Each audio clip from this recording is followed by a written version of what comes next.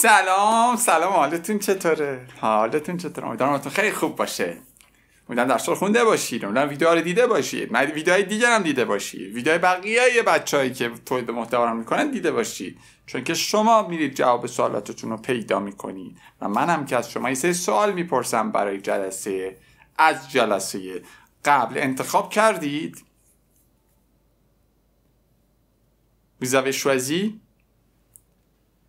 vous avez choisi پیدا کردید. vous avez trouvé تموم کردید. vous avez fini برای انتره، برای پیش غذا چی میخورید؟ چی میگیرید؟ qu'est-ce que vous prenez comme entrée? برای غذای اصلی چی میگیرید؟ شما چی گیرید؟ کی هم دیگر میگیریم؟ کجا هم و کی هم دیگر رو بگیریم؟ qu'est-ce que vous prenez comme plat principal؟ به عنوان دسر شما چی میخورید؟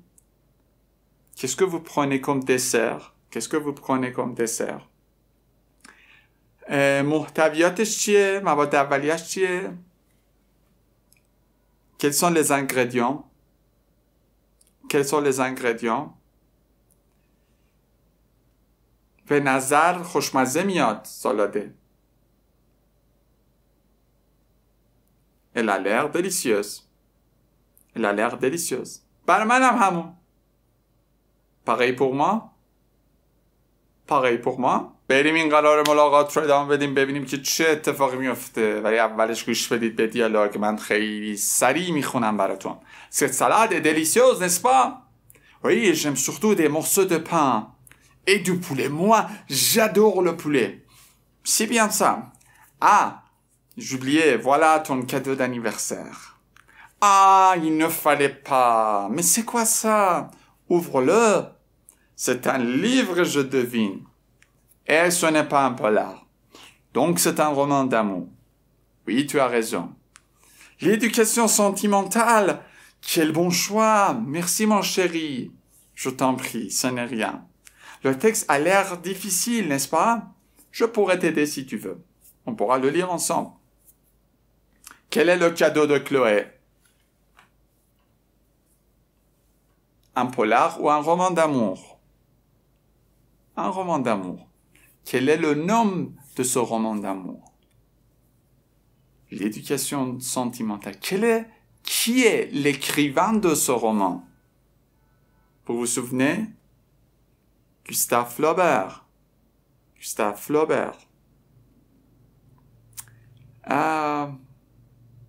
Oui, c'est ça. On va commencer. بریم شروع کنیم. این سالاده خوشمزه است. این بچه ها میدونید مسکولنش میشه س، اگه مفرد باشه فمیننش میشه ست. مسکولن هم اگه باشه با حرف س دارم شروع بشه با یه دونه ت میگیم ست، مثل ستم، ست و ت. Cette salade est délicieuse. Salade féminine, délicieuse féminine. Cette salade est délicieuse. این سالاده خوشمزه است، اینطور نیست؟ N'est-ce pas? آره. Oui, j'aime surtout des morceaux de pain. Surtout یعنی به ویژه بچه‌ها. Spécialement. میگه به ویژه من این تیکه های نون رو خیلی دوست دارم. آبگوشت بخور خب اگه تیکه های نون دوست دارید. Oui, j'aime surtout des morceaux de pain. Oui, j'aime surtout des morceaux de pain. من به ویژه تیکه های نون رو دوست دارم. Et du poulet. و مرغ. du poulet گفتیم یه مقدار نامشخصه دیگه. du poulet.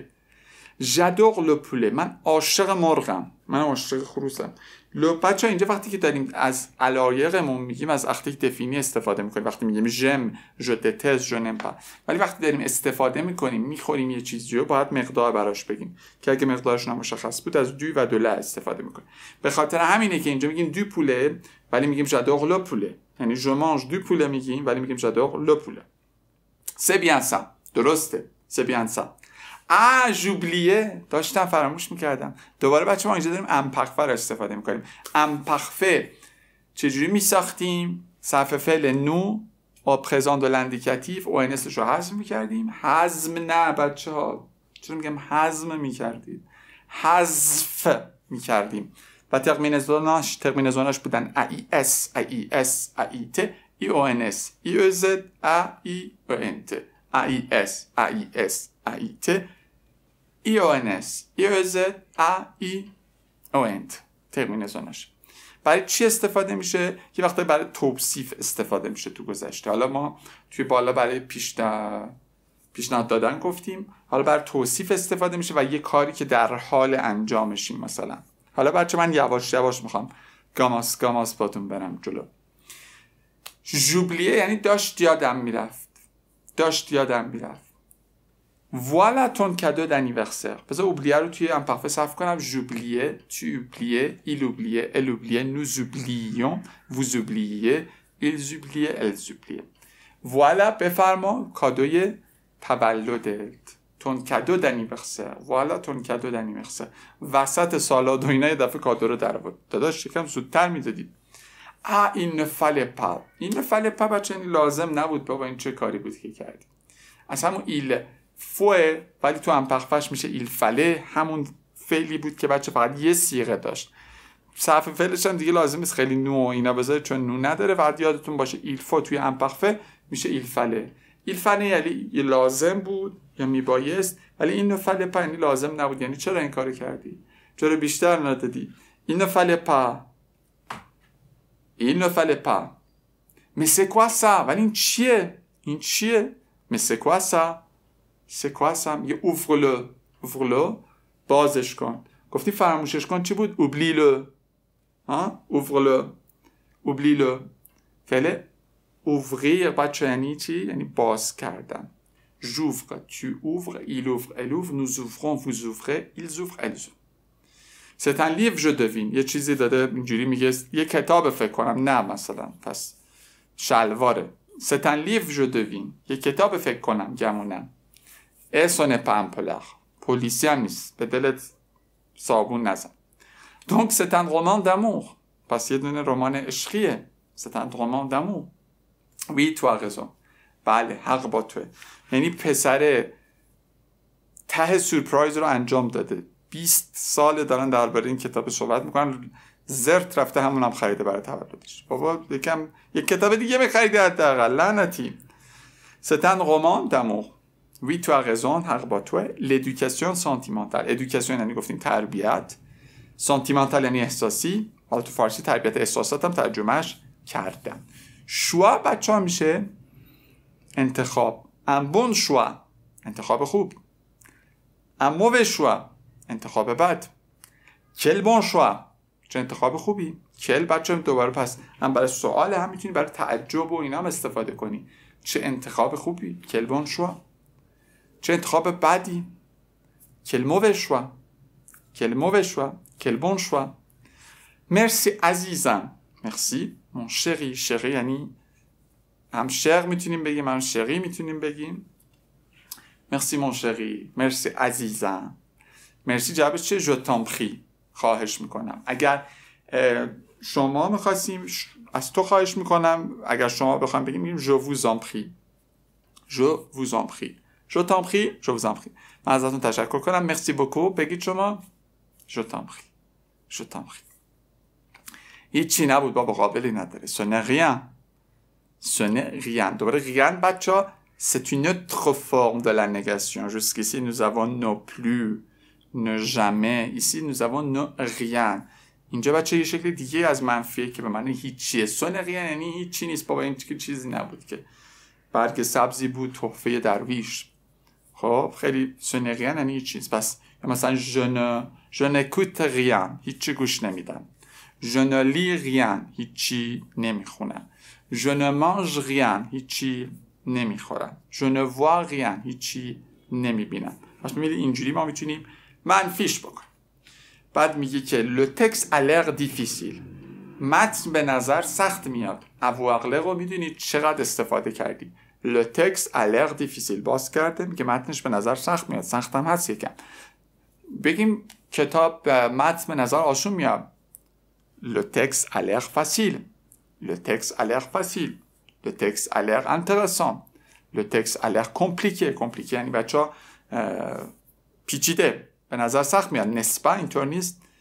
بعد میگی که بچه نکن از اون دعوا و پاچه گیری و اینا به کجا رسیدن. جو پوره تده سی تو veux. اگه بخوای میتونم بهت کمک کنم. حالا اینجا ما یه فوتور سمپلی هم داریم، داره زمانمون زیاد میشه. آدم خونده باشه قبل. فوتور سمپل بچه‌ها خیلی وقتا با مصدر ساخته میشه برای گروه اول و دوم و یه سری از گروهای سوم. یه سری اصلا برای گروه سوم که بعد حفظ کنید بعضیشو. مثلا پووار بچه‌ها بعضیش پوره، بعد حفظ کنید. و ترمینزوناش چیه؟ ای و اس و ا او ان اس او زد او ان ت. بچه اینجا او ان ت نیست، او ان ت است. ای اس ا او ان اس او زد او ان ت. او ان ت بچه او ان ت نیست.